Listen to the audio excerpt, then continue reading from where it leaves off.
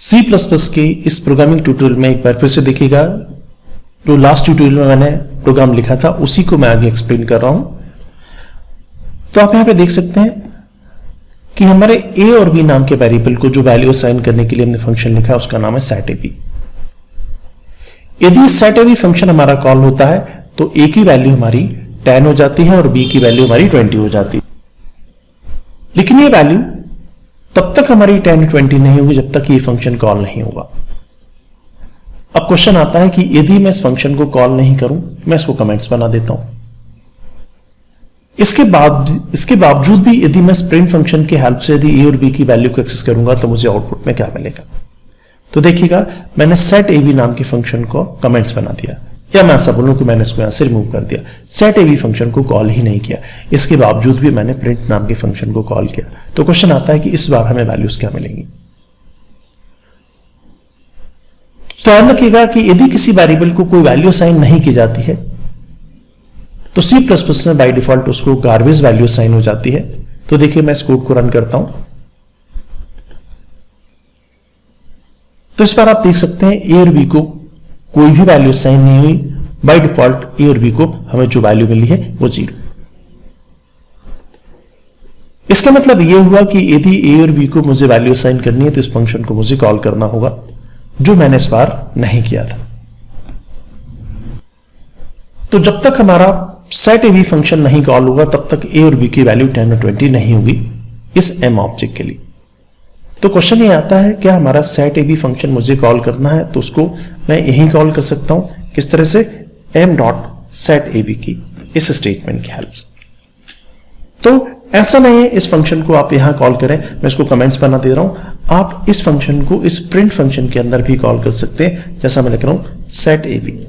देखिएगा यहां पे अब हमारा सिंटैक्स है, लेकिन इस बार जब मैंने फंक्शन को कॉल किया किसी ऑब्जेक्ट को यूज नहीं किया। तो ध्यान रखिएगा, यदि आपको किसी क्लास की फंक्शन को उसी क्लास के अंदर किसी फंक्शन के अंदर कॉल करना है, जैसे मैं यहां पे कर रहा हूं setAb को कॉल कर रहा हूं, तो मुझे किसी ऑब्जेक्ट की जरूरत नहीं है, मैं उसको डायरेक्टली कॉल करता हूं। तो यहां से मैं स्टेटमेंट को रिमूव कर देता हूं। अब देखिए हमारा लॉजिक क्या है और किस तरह से लिखा गया। मैंने मैथ्स क्लास का ऑब्जेक्ट क्रिएट किया। जैसे मैं मैथ्स क्लास का ऑब्जेक्ट क्रिएट करूंगा, हमारे इन मेंबर वेरिएबल a और b साथ में इन फंक्शंस को मेमोरी एलोकेट हो जाएगी। इसके बाद मैंने प्रिंट फंक्शन को कॉल किया। देखिएगा जब प्रिंट फंक्शन कॉल होगा तो क्या होगा। प्रिंट फंक्शन कॉल होता है तो वो सबसे पहले क्या करता है, इसी क्लास की setAb फंक्शन को कॉल कर देता है, और जब ये setAb फंक्शन कॉल होगा तो a और b की वैल्यू को ये 10 और 20 कर देगा। इसके बाद जब ये हमारा स्टेटमेंट एग्जीक्यूट होगा तो a और b की वैल्यू हमारी 20 ऑलरेडी हो चुकी है और मुझे आउटपुट में क्या दिखाई देगा, 10 और 20। तो उसी क्लास के अंदर उसी क्लास के किसी दूसरे फंक्शन को कॉल किया जा सकता है। मैंने स्प्रिंट फंक्शन को कॉल किया, प्रिंट फंक्शन ने इसी क्लास की setAb फंक्शन को कॉल किया, setAb फंक्शन कॉल हुआ तो a और b की वैल्यू 10 और 20 हो गई, और जब ये स्टेटमेंट एग्जीक्यूट हुआ तो मुझे a और b की वैल्यू 10 और 20 दिखाई देगी। देखिएगा मैं इस कोड को एग्जीक्यूट करता हूं तो जैसा आप आउटपुट में देख सकते हैं a की वैल्यू 10 और b की वैल्यू मुझे 20 दिखाई दे रही। लेकिन इसी कोड में मैं थोड़ा सा चेंज फिर से करता हूं। यदि मैं setAb नाम के फंक्शन को बाद में कॉल करूं, मैं a और b की वैल्यू को पहले प्रिंट करा दूं और setAb को बाद में कॉल करूं तो क्या होगा। देखिएगा, प्रिंट फंक्शन कॉल हुआ तो सबसे पहले प्रिंट की बॉडी में लिखा था a और b की वैल्यू को प्रिंट कर दो। इसका मतलब ये हुआ कि setAb हमारा फंक्शन कॉल ही नहीं हो पाया। कॉल नहीं हो पाया इसका मतलब है a और b को वैल्यू ही असाइन नहीं हुई। इसका मतलब क्या, जो भी हमारी डिफॉल्ट वैल्यू हुई मुझे वो ही दिखाई देंगी। तो अभी मैं इस कोड को रन करूंगा। देखिए एक बार फिर से, मैंने setAb नाम के फंक्शन को थोड़ी देर पहले मैंने इस लोकेशन पे लिखा था तो मुझे a और b की वैल्यू 10 और 20 दिखाई दे रही थी। लेकिन मैं इस बार setAb नाम के फंक्शन को बाद में कॉल कर रहा हूं, पहले मैं a और b की वैल्यू को प्रिंट कर रहा हूं, तो इस बार हमें a और b की वैल्यू क्या दिखाई देंगी, गार्बेज, जो कि हमारे इस केस में 0 थी। मैं इस कोड को रन करता हूं और आप देखिएगा तो आप जैसा देख पा रहे हैं a और b की वैल्यू मुझे 0 दिखाई दे रही। नेक्स्ट क्वेश्चन ये आता है कि यदि मैं setAb को कॉल करने के बाद फिर से यदि मैं a और b की वैल्यू को रीड करूंगा तो मुझे क्या मिलेगा।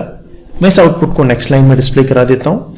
अब देखिएगा, जब मैं मेन फंक्शन हमारा कॉल हुआ, मैथ्स क्लास का ऑब्जेक्ट क्रिएट हुआ, प्रिंट फंक्शन कॉल हुआ, प्रिंट फंक्शन कॉल हुआ तो ये स्टेटमेंट एग्जीक्यूट हुआ। अभी ए और बी को कोई वैल्यू असाइन नहीं हुई थी, तो मुझे ए और बी की वैल्यू कितनी दिखाई देंगी, 0 और 0। लेकिन अब 0 0 प्रिंट होने के बाद set A B function call हुआ। Set A B function call होता तो ए और बी की वैल्यू 10 और 20 हो जाती। इसका मतलब ये हुआ कि जब ये स्टेटमेंट एग्जीक्यूट होगा तो मुझे ए की वैल्यू 10 और बी की वैल्यू 20 दिखाई देगी। तो इस बार हमें दो वैल्यूज दिखाई देंगी, एक सेट ए बी को कॉल होने के पहले जो मुझे 0 0 दिखाई देगी, और ये सेट ए बी को कॉल करने के बाद तो मुझे जब मैं दोबारा प्रिंट करूंगा तो मुझे 10 और 20 आउटपुट में दिखाई देगा। तो आप आउटपुट देखें, ये हमारी सेट ए बी को कॉल होने के पहले ए और बी की वैल्यू 0 0 और सेट ए बी के बाद हमें वैल्यू दिखाई दे रही है 10 और 20। तो देखिएगा आउटपुट पे मुझे क्या दिखाई दे रहा है, जब ये स्टेटमेंट एग्जीक्यूट हुआ तो ए और बी की वैल्यू मुझे 0 0 दिखाई दी। इसका जब सेट ए बी फंक्शन को कॉल किया, इसके बाद जब ए और बी की वैल्यू को मैंने प्रिंट कराया तो मुझे 10 और 20। तो ये हमारा सेट ए बी कॉल होने के पहले ए और बी की वैल्यू 0 0 और ये हमारा सी आउट ए और बी की वैल्यू सेट ए बी को कॉल करने के बाद।